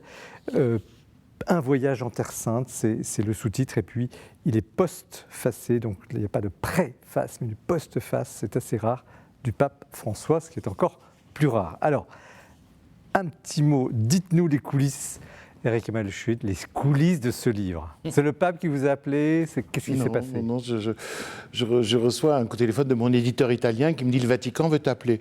Moi, ça ne m'étonne pas beaucoup parce que je fais souvent, quand je fais la promotion de mes livres en Italie, les médias du Vatican. Et donc, je pensais que c'était pour ça. Et puis, en fait, m'appelle Lorenzo Fazzini, qui est un haut responsable dans la communication du Vatican, qui est un laïc, et qui me dit « On aime ici votre foi, votre liberté. Et on rêve que vous alliez en Israël et que vous reveniez avec peut-être le journal de votre voyage en Terre Sainte. » Ça a créé une disponibilité immédiate en moi. C'était un projet, un rêve pour vous? J'ai failli aller plusieurs fois en Terre Sainte pour cela ou pour des tas de raisons. D'abord, parfois, je n'allais pas en Terre Sainte, mais plutôt en Israël, parce que je suis joué là-bas et lu, etc. Et puis, ça ne se faisait jamais. Et je me suis dit, bon, si ça ne s'est pas fait, c'est parce que ça devait être ce voyage-là. Vous l'avez ressenti comme un appel? Oui, vraiment. Quelque chose d'assez confus, oui, quelque chose de dynamique, qui me faisait... il fallait dire oui. Vous n'avez pas hésité? Pas une seconde, non. C'est un défi quand même. Non, mais attendez, j'ai pas dit je vais revenir de mon voyage avec un livre. J'ai dit je vais faire le voyage et on verra. Je veux dire, je n'ai pas signé de contrat, rien. J'ai dit voyons.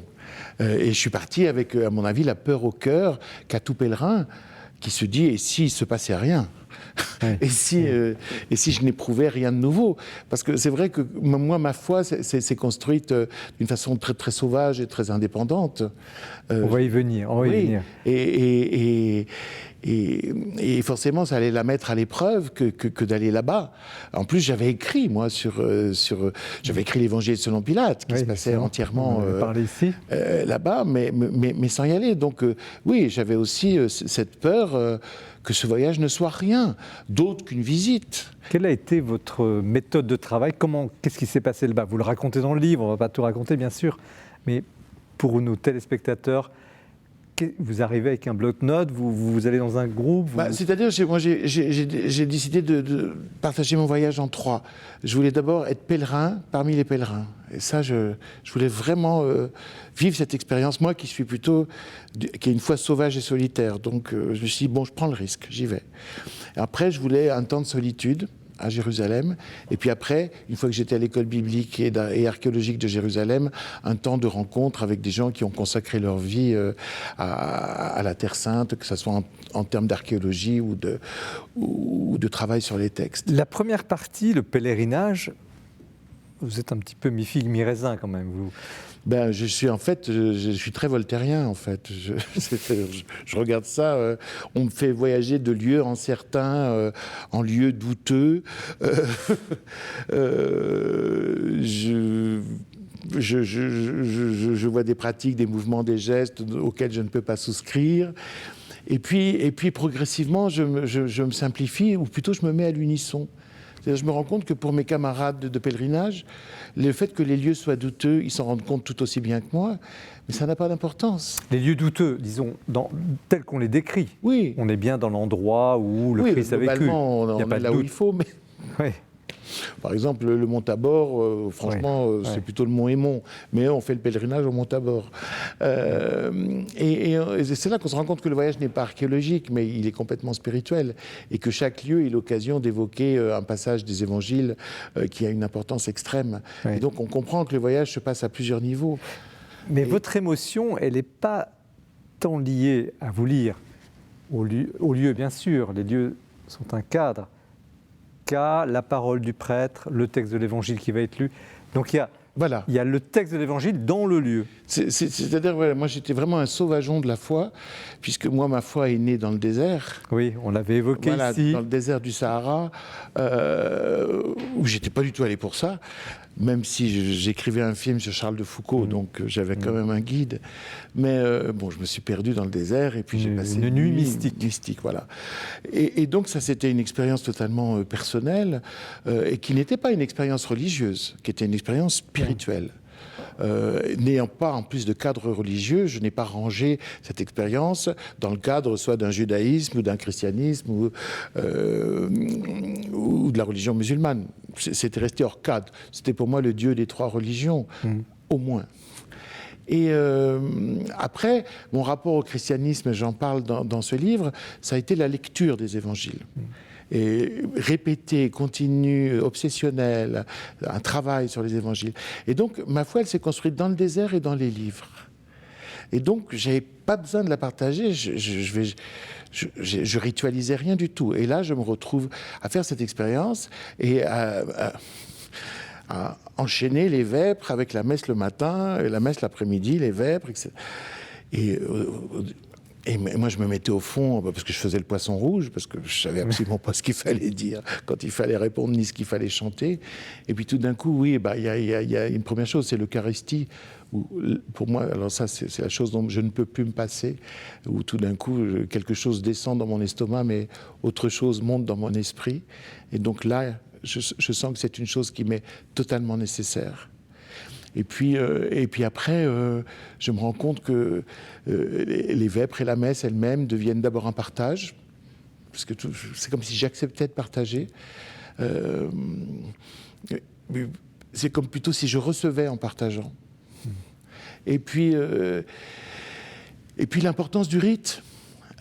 Qui dans une vie atomisée, dispersée, où je cours beaucoup, etc., tout d'un coup m'oblige au recentrement, m'oblige même à la répétition, qui me fait du bien, et qui me ramène comme ça chaque jour, en tout cas à l'essentiel. Et au décentrement. Et au décentrement, voilà. Et voilà, je dis ça avec toute la naïveté. Je suis comme un Huron qui découvrirait le christianisme. Mais est-ce qu'on peut dire que dans le désert, vous aviez rencontré Dieu et que là, vous avez rencontré le Christ? Alors ça, c'est dans la suite du voyage. C'est-à-dire, moi, je suis chrétien dans la mesure où deux questions dont la réponse fait le chrétien, c'est-à-dire, y a-t-il eu incarnation et y a-t-il eu résurrection? Je réponds oui. Donc, je suis déjà chrétien, mais un chrétien intellectuel. Et là, ce qui va se passer, c'est on fait un pèlerinage avec ses pieds, avec son corps. Et tout d'un coup, ma foi va devenir charnelle, tout simplement parce qu'effectivement, quand j'arrive au Saint-Sépulcre, sans très bien comprendre où je suis exactement, parce que j'étais fatigué, je m'agrège à une file, une de plus. Je regarde tout ça avec un regard très voltairien, en disant mais tout ça est ridicule. J'ai l'impression d'être dans une file à Euro Disney, vous voyez, où on permet aux gens d'arriver à l'attraction, etc. Et puis je ne sais même pas dans quelle file je suis. Et puis tout d'un coup, il y a un rocher, je me mets devant parce que c'est mon tour. Et en fait, c'est le Golgotha, c'est le rocher du Calvaire. C'est là où sans doute est mort le Christ. Enfin, en tout cas, moi, j'en ai la persuasion charnelle. Et là, voilà, ça rentre dans mon corps. C'est-à-dire la métaphysique devient physique. C'est-à-dire que je sens une odeur. Je cherche d'où peut venir cette odeur. Il n'y a pas d'explication. Je sens une chaleur, la chaleur d'un corps. Et je sens un regard sur moi. Je me débat, je me secoue, je ne veux pas que ça arrive. Et je finis par m'enfuir. Parce que je n'ai pas voulu ça, je ne m'attends pas à ça. C'est presque un viol. Quelqu'un est entré en moi, vous voyez ce que je veux dire, sans m'avoir demandé la permission. Et puis après, je pleure de bonheur, bien sûr. Mais voilà, ça c'était l'inattendu absolu. À partir de là, effectivement, tout change. J'ai mis plusieurs jours à m'en remettre. Vous le racontez très bien, je n'osais pas vous questionner directement là-dessus parce que c'est la fleur du livre, c'est très impressionnant parce que vous lirez le livre, c'est justement ce récit que vous venez de faire qui est je n'ose pas dire la pointe parce que ce serait trop chirurgical, mais il y a une... Est-ce qu'on peut parler de conversion? Une sorte de... Cette chose incompréhensible qui est que Dieu se fait homme, c'est incompréhensible, rationnellement, philosophiquement. Impensable, vous le dites, impossible. Eh bien, cette chose, je n'arrive pas à la penser, mais je la ressens. Puisque tout d'un coup, je suis à un lieu où je suis en communication avec quelqu'un qui est mort il y a 2000 ans, dont je sens la vie, la chaleur, le corps et le regard. Donc le Dieu fait homme, dans cette contradiction absolue, je le sens. Et donc dans mon expérience sensorielle, il n'y a plus de contradiction, c'est quelque chose que je ressens. Et ça, c'est le christianisme. Et que vous vivez dans l'Eucharistie en plus. Oui. Donc voilà, oui, ma foi a totalement changé. Elle est, peut-être qu'elle est devenue complètement chrétienne, alors qu'elle s'approchait du christianisme auparavant, je ne sais pas. On a besoin d'un peu de silence pour saluer d'ailleurs votre sincérité, votre audace quand même. Vous l'écrivez, vous auriez pu ne pas l'écrire. Oui.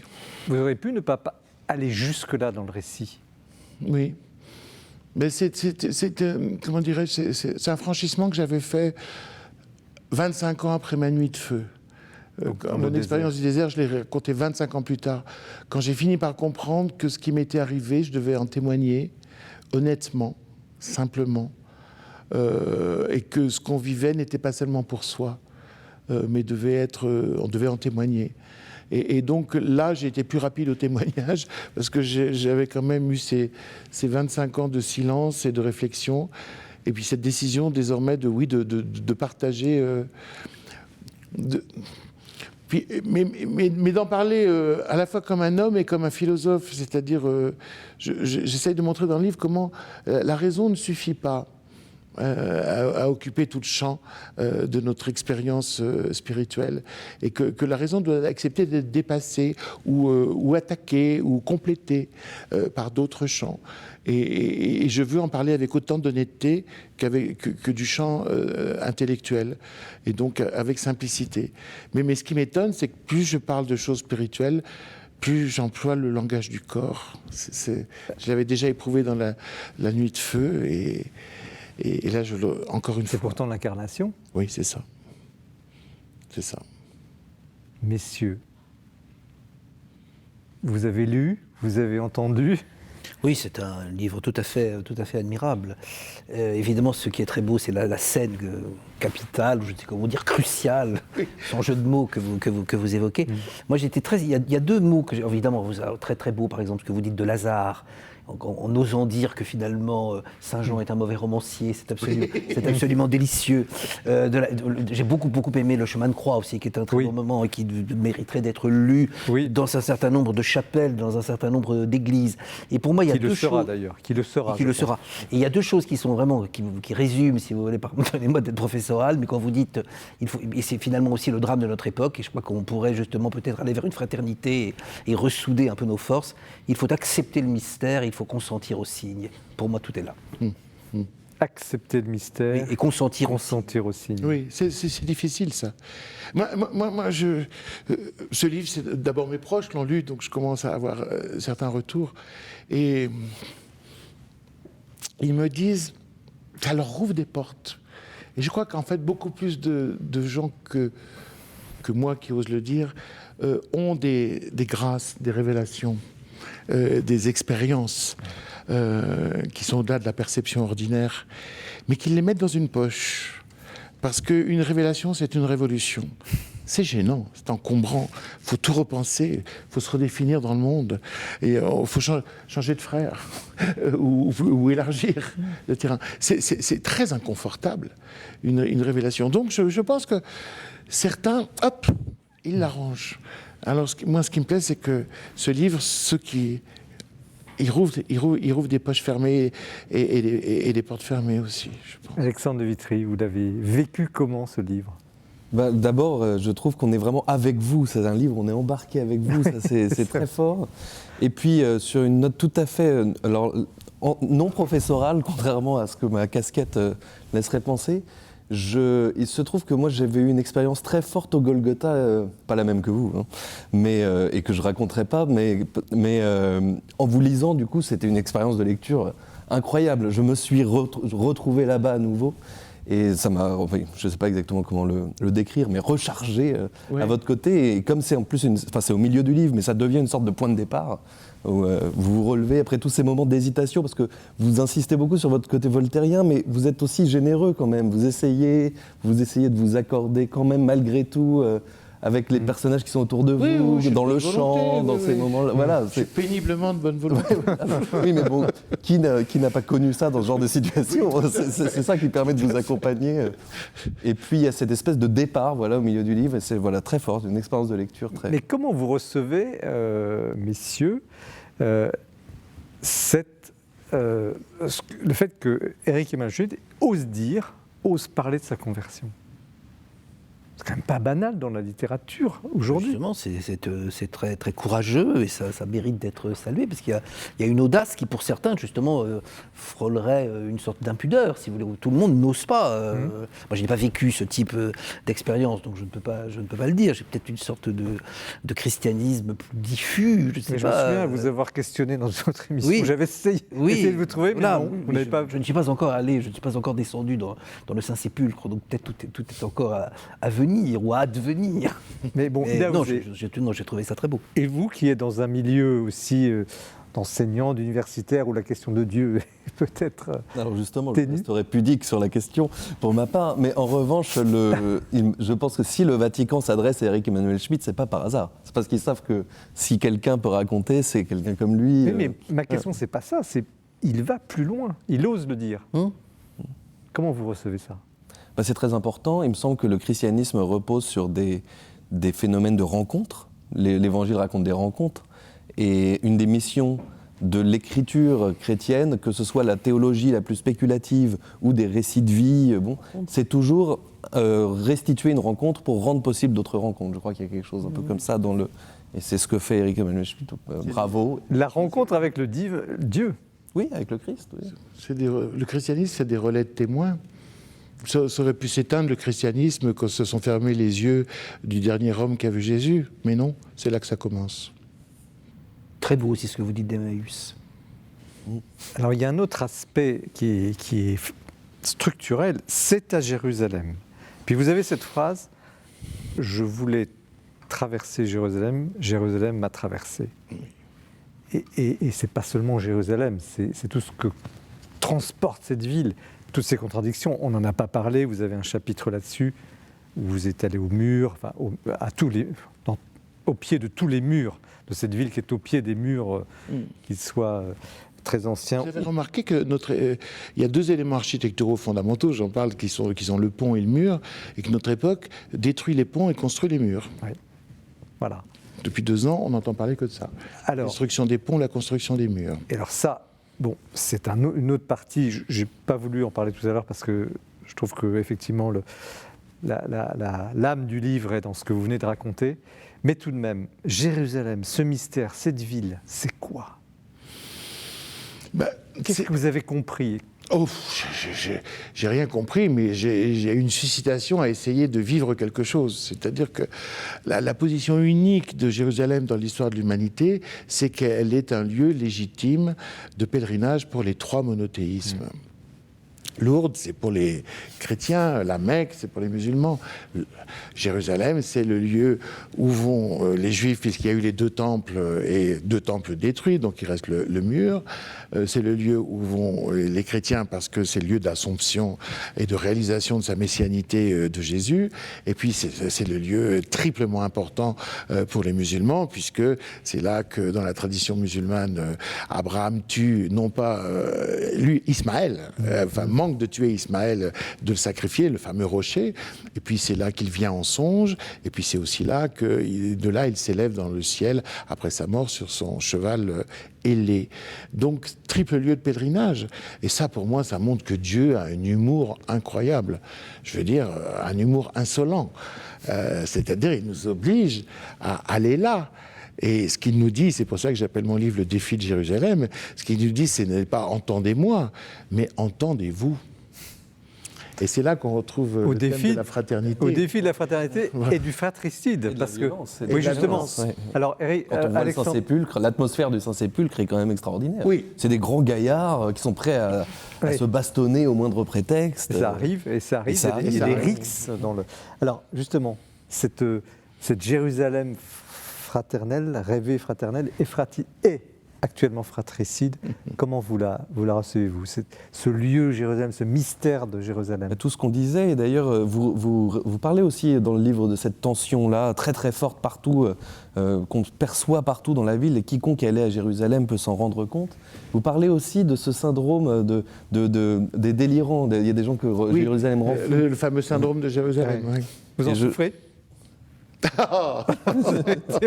Avez-vous été atteint? Non, mais la fascination, une sorte de fascination. Non, j'ai une page pour expliquer que cette notion de syndrome de Jérusalem, et cette notion est absolument odieuse, parce qu'elle exclut la possibilité de quelque chose en prétendant le décrire. Ouais. Donc, c'est-à-dire... Et on a le droit d'être fasciné par cette... Non, mais c'est une pensée qui dénie à l'avance qu'il puisse y avoir des phénomènes extrasensoriels. Je veux dire, donc, c'est un concept qui ferme et qui exclut, c'est pas un concept qui permet de travailler. C'est pas sérieux. Ça dit une inquiétude aussi. Jérusalem peut inquiéter. Ah ben ça que Jérusalem inquiète. Mais moi, ce qui m'a surpris à Jérusalem, c'est, comme vous évoquez toute cette violence qu'on ressent partout, mais moi, très franchement, en partant, je me suis dit, mais moi, ce qui m'étonne, c'est pas que ça pète régulièrement, c'est que ça pète si peu. Et je me dis, il y a quand même dans l'homme un fond irénique, une volonté d'entendre, parce que franchement, c'est insupportable au quotidien. Les regards qu'il peut y avoir entre différentes communautés. Vous décrivez d'ailleurs pendant le chemin de croix des choses. Exactement, c'est absolument insupportable. Je ne sais pas, moi, si je serais armé pour... ou en tout cas, je devrais m'armer pour arriver à vivre ça. Et moi, c'est la première fois de mon existence que je constate une sorte de fond irénique chez les hommes pour arriver à supporter des situations aussi odieuse. La fraternité, peut-être là, on ne la croit pas. Philippe Le Guillou, cette Jérusalem, je n'y suis jamais allé. Ah oui. Comment vous l'apercevez? Écoutez, avec une envie, un désir. Vous allez y aller de m'y rendre. Je serai en retraite bientôt, donc c'est quelque chose de tout à fait envisageable. Mais vous l'apercevez comment? Je ne l'aperçois pas. J'ai lu. Moi, je l'aperçois dans l'écriture, si vous voulez, avec majuscule. Mais je ne la connais pas. Je ne me la représente même pas. Et donc, je suis là tout à fait dans une sorte de virginité absolue. Alors l'émission, je suis désolé, mais arrive à sa fin déjà. Et comme on approche de Pâques, quels que soient les positionnements, et évidemment je respecte chacun, évidemment, comme toujours, je vais vous poser une question qui est peut-être un des derniers mots de votre livre, la question de la joie. Vous dites au fond, à la fin, vous évoquez au fond cette grande nouvelle et vous l'exprimez, que la conséquence de tout ça, pour vous, ça a été une redécouverte de la joie. Vous êtes un peu, vous savez plus quoi dire, vous disiez la joie, un cadeau de cette ampleur pour moi, pourquoi je ne mérite pas ça, la joie. Alors cette joie, dans cette société fratricide, pas toujours fraternelle, dans cette société bousculée, on a une actualité terrible. Qu'est-ce que vous pourriez en dire chacun? Et ça sera le mot de conclusion de l'émission. Qui commence? En quelques mots. Je ne sais pas, la joie, on est dans le carême, donc voilà, elle passe par l'épreuve du grand vendredi, elle passe par le triduum pascal, et pour moi, la joie, c'est cette magnifique formule que l'on prononce, je crois, à la messe de Pâques, inscrite dans la liturgie, ils sont finis les jours de la Passion. Et c'est ça la joie, justement, ils sont finis les jours de la Passion. Éric Emmanuel Schmitt. Moi, la joie, c'est la couleur de ma foi. C'est-à-dire que ma foi, j'habite le monde avec confiance. Quand j'étais athée, je l'habitais avec angoisse. Je ne sais rien de plus, mais j'habite l'ignorance avec confiance. Et quand je ne comprends pas, je me dis qu'il y a quand même quelque chose à comprendre derrière. Quand je regarde la mort, je me dis que ça sera une bonne surprise. J'ai confiance, je fais crédit à l'être, je fais crédit au monde créé. Et la joie est vraiment la couleur de ma foi. Merci Alexandre de Vitry. Il y a plusieurs grands livres de la joie qui sont malgré tout des livres inquiets et pessimistes. La joie de Bernanos, Que ma joie demeure de Jean Giono, qui sont des livres qui répondent à une angoisse malgré tout. Et je crois qu'aujourd'hui on peut être inquiet, certes pour de multiples raisons, mais il y a aussi une grande possibilité de joie dans le monde contemporain dont chacun peut faire l'expérience diversement, dans le rapport avec les autres, dans la foi, dans un émerveillement devant le monde. Enfin voilà. Et donc j'appelle chacun à cette joie-là, malgré toutes les inquiétudes du monde contemporain. Merci. On termine cette émission par cet hymne à la joie, qui n'est pas naïve, qui est une joie profonde, celle de la foi. Merci à vous, Éric Emmanuel Schmitt, Le défi de Jérusalem, chez Albin Michel. Merci Alexandre de Vitry, Le droit de choisir ses frères, point d'interrogation, Une histoire de la fraternité, chez Gallimard. Et merci à vous, Philippe Le Guillou, La Sainte au Rocher, chez Salvator, sur les pas de Bernadette à Lourdes et à Nevers. Merci surtout de votre attention, de votre fidélité à cette émission. Parlez de ces livres, lisez-les, parlez de l'émission, c'est très important. Vous nous soutenez, on le sait, et on continue. Merci pour ce 15e anniversaire de l'émission. Nous avançons et belle montée vers Pâques. Je vous souhaite à toutes et à tous une magnifique et très bonne soirée. Au revoir.